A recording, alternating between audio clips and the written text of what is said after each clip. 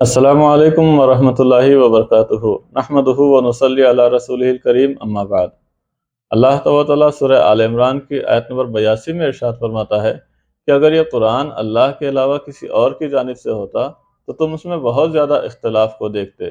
اور یہ بات درست بھی ہے، جب ہم قرآن کا جائزہ لیتے ہیں یا اس کی آیتوں کو تلاوت کرتے ہیں تو اس کی ہر آیت فصاحت اور بلاغت کے اعلیٰ معیار پر نظر آتی ہے، اور کوئی آیت اپنے معیار سے گری ہوئی نظر نہیں آتی، اور ایسے ہی نہ ہی اس کی ایک آیت کسی دوسری آیت سے ٹکراتی ہے۔ اور ساتھ ہی ساتھ اس میں جو غیبی خبریں ہیں، جو گزشتہ امتوں کے حوالے سے ہے، انبیاء کرام کے حوالے سے ہے، یا بعد میں جو قیامت اور قیامت کے بعد کے جو احوال ہیں اس کا جو تذکرہ ہے، اس سے پتہ چلتا ہے کہ یہ قرآن یہ اللہ تعالیٰ کا نازل کردہ ہے۔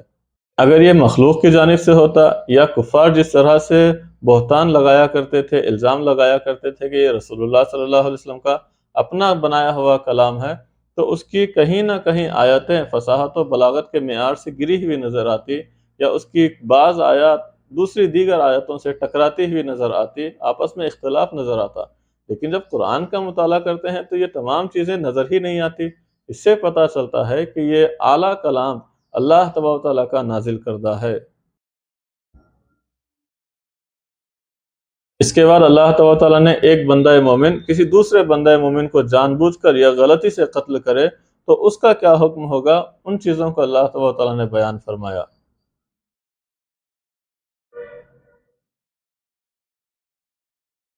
ایک صورت اللہ تبارک و تعالیٰ نے یہ بیان فرمائی کہ اگر ایک مومن بندہ کسی دوسرے مومن بندے کو غلطی سے قتل کرے تو اللہ تعالیٰ فرماتا ہے اس کا حکم یہ ہے کہ وہ مقتول کے گھر والوں کو دیت ادا کرے، اور ساتھ ہی ساتھ ایک مومن غلام کو اللہ کی راہ میں آزاد کرے۔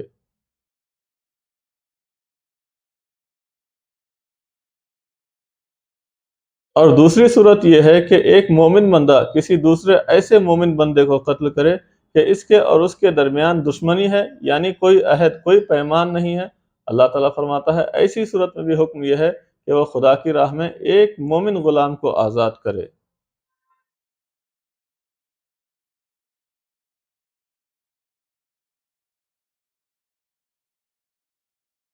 اس کے بعد ایک تیسری صورت ہے، وہ یہ کہ ایک مومن بندہ کسی دوسرے ایسے مومن بندے کو قتل کرے۔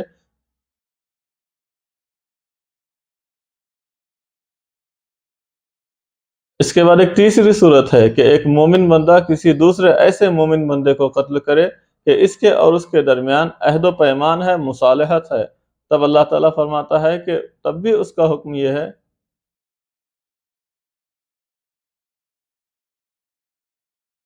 ایک تیسری صورت یہ ہے کہ مومن بندہ کسی دوسرے ایسے مومن بندے کو غلطی سے قتل کر دے کہ اس کے اور اس کے درمیان عہد و پیمان اور مصالحت ہے، تو اللہ تعالیٰ حکم بیان فرماتا ہے کہ اب دیت اور غلام آزاد کرنا جیسا پہلی صورت میں ہے، اب بھی اس کے اوپر لازم اور ضروری ہے۔ تو یہ جو تینوں صورتیں ہیں، یہ غلطی سے ایک مومن بندہ دوسرے مومن بندے کو قتل کرنے کی ہیں۔ دیت یہ ایک جرمانہ ہے جو رسول اللہ صلی اللہ علیہ وسلم نے قاتل کے اوپر لازم کیا، اور اللہ کے رسول صلی اللہ علیہ وسلم نے 100 اونٹ دیت کے طور پر لازم کیا۔ اگر اس کو سونے اور چاندی کی شکل میں دیکھا جائے تو تقریباً 4 کلو سے زائد سونا یا 30 کلو سے زائد وہ چاندی بنتی ہے جو قاتل کے اوپر لازم ہے کہ وہ مقتول کے گھر والوں کو دے۔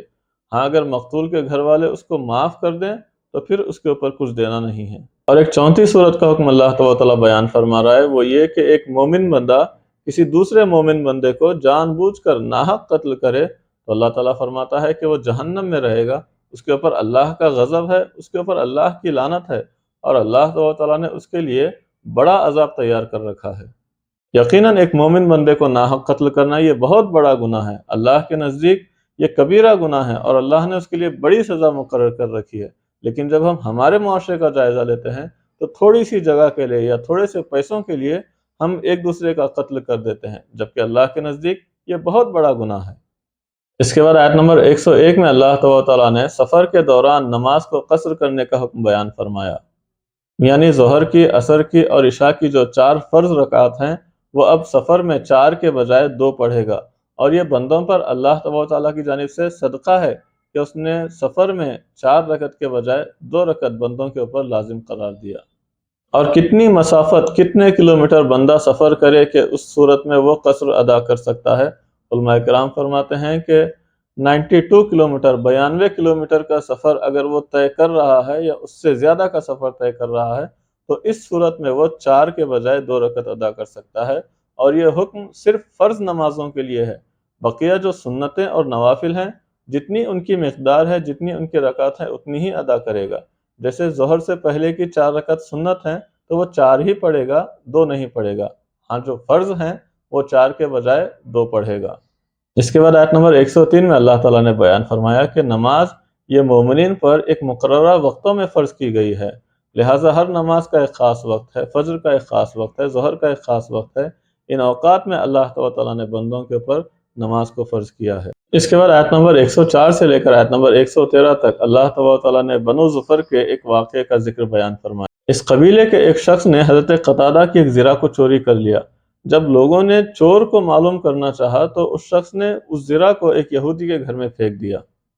اب یہ معاملہ رسول اللہ صلی اللہ علیہ وسلم کی بارگاہ میں پیش آیا۔ بنو ظفر کے لوگوں نے چاہا کہ ہمارے قبیلے کا نام یہ بدنام ہو جائے گا، اس لیے وہ پوری کوشش اور پوری چالاکی سے رسول اللہ صلی اللہ علیہ وسلم کو یہ یقین دلانے کی کوشش کرتے کہ چوری یہودی نے کی ہے، اس لیے کہ زرہ یہ اس کے گھر میں دستیاب ہوئی ہے، اس کے گھر میں ملی ہے۔ بنو ظفر کے لوگوں نے اپنی چالاکی سے اس قدر زور ڈالا کہ رسول اللہ صلی اللہ علیہ وسلم کو بھی قریب تھا کہ یقین ہو جاتا کہ چوری وہ یہودی نے کی ہے، لیکن اللہ تعالیٰ آیت نمبر 113 میں بیان فرماتا ہے کہ اللہ تعالیٰ نے آپ کے اوپر کتاب کو نازل فرمایا، حکمت کو نازل فرمایا، اور اللہ تعالیٰ نے آپ کو وہ سب کچھ بتا دیا جو آپ نہیں جانتے تھے۔